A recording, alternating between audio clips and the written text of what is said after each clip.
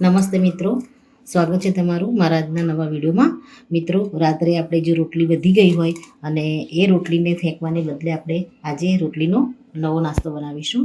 તો મારી પાસે રાતની રોટલી 6 થી 7 વધી છે. રોટલીને આપણે પહેલાં તો સાઈડમાં મૂકી દઈશું.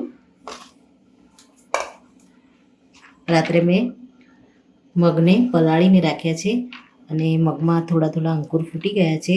મગને આપણે બધું પાણી નીકાળી અને સૌથી પહેલાં તો ક્રશ કરી દઈશું.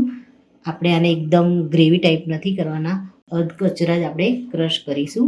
એમાં તમારે આદુ, મરચાં અને લસણ એડ કરવું હોય તો તમે કરી શકો છો. હું અલગથી એડ કરીશ.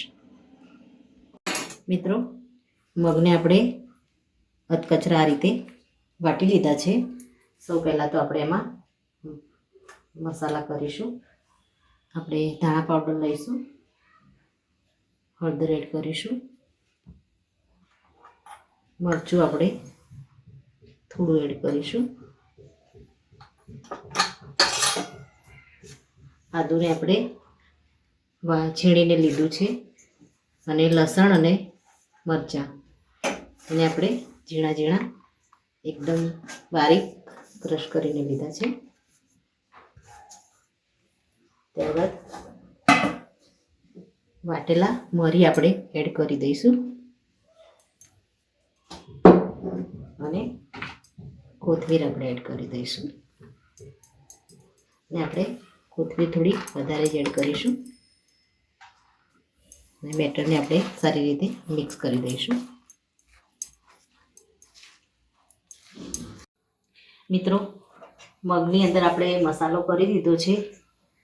હવે આપણે લાસ્ટમાં મીઠું એડ કરી ટેસ્ટ મુજબ આપણે રોટલી પાથરી દઈશું અને બેટરને આપણે હાથ વડે મિક્સ કરી અને રોટલી ઉપર આપણે પાથરી દઈશું. મીઠું આપણે લાસ્ટમાં જ એડ કર્યું છે એટલે પાણી બહુ વળે નહીં.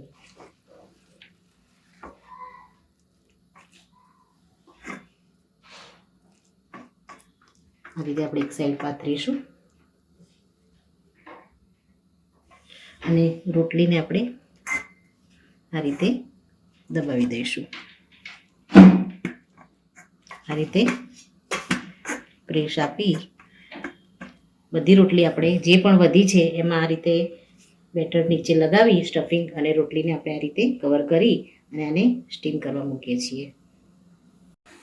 મિત્રો, આપણે સ્ટીમરમાં પાણી નીચે મૂકી દીધું છે. પાણી એકદમ સરસ એવું ગરમ થઈ ગયું છે અને થાળી ઉપર આપણે તેલ લગાવી દેવાનું અને રોટલીને આપણે આ રીતે સ્ટીમ કરવા મૂકી દઈશું. જે રોટલી તમારી આમાં સમાય એટલી મૂકી અને પહેલાં તો આપણે આને ઢાંકી થોડી આપણે દાબી દઈશું અને ઢાંકી અને આને સ્ટીમ કરી દઈશું.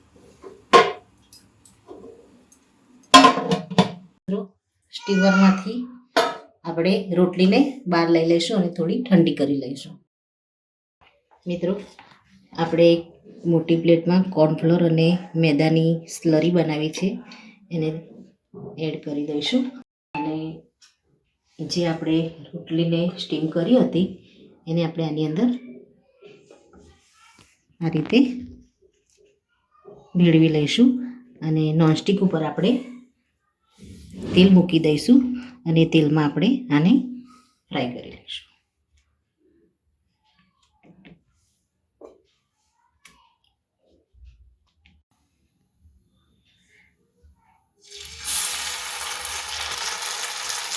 જેથી કરીને ઉપરથી સરસ એવું ક્રિસ્પી લેયર મળી જાય.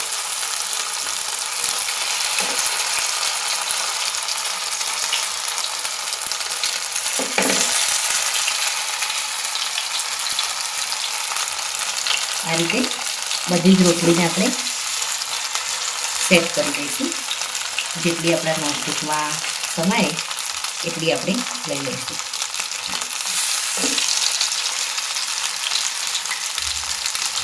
આને આપણે નીચેની સાઈડ થોડો કલર ચેન્જ થાય ત્યારબાદ આપણે એને પલટાવી અને બંને સાઈડથી આપણે થોડી ગોલ્ડન બ્રાઉન જેવી થાય એવી શેલો ફ્રાય કરી લઈશું.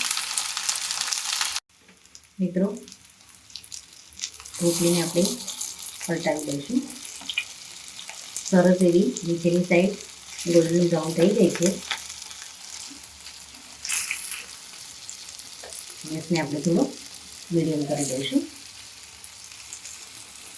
આ રીતે આપણે બધી જ રોટલીને રેડી કરી દઈશું. મિત્રો, રેડી છે વધેલી રોટલીમાંથી બનેલો સરસ એવો ક્રિસ્પી નાસ્તો.